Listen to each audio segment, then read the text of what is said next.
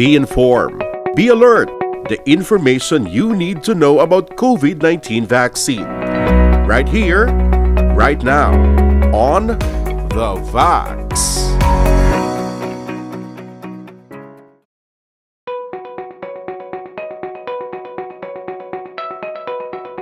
Ang problema palagi sa bakuna kay na sobra kadamo sang misinformation kag disinformation.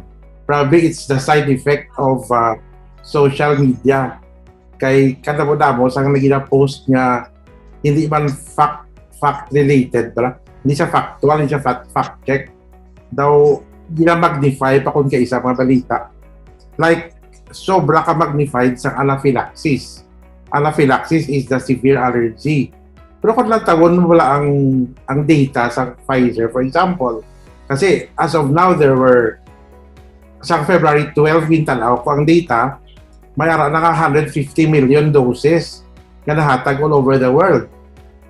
Sa 150 million doses, na wala pa sa labat yan, hindi na sobrang anaphylaxis or what. Pero sa data sa Pfizer, for example, naghatag sila sa 180 million doses.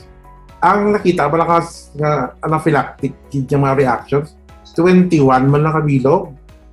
So that's much less than 0.00 something percent talaga. So kuha lang bala na magnify lang kag na sobrahan naka-highlight nga hindi man dapat.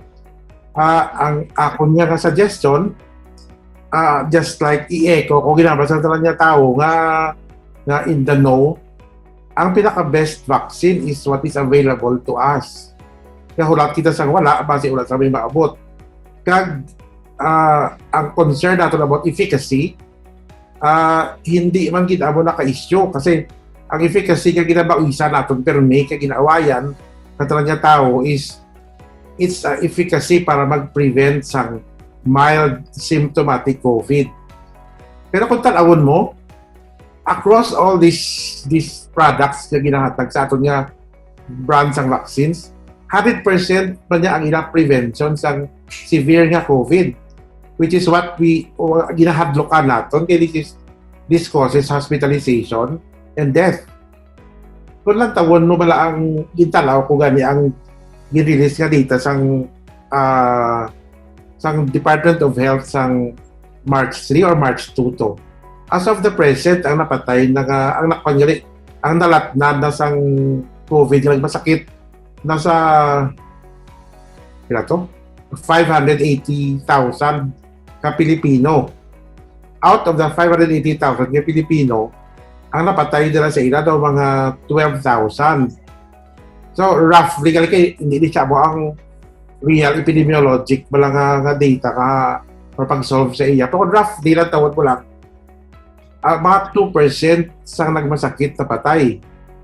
Kasi kung baka sa case fatality rate dapat within the same period na mo. Kasi niya cumulative na lang. Kung nagtawon mo, 12,000 ang napatay sa abo na kadamo sa 580 nga nagmasakit. So mapak mo 2% ang napatay sinada. Because we are talking about herd immunity.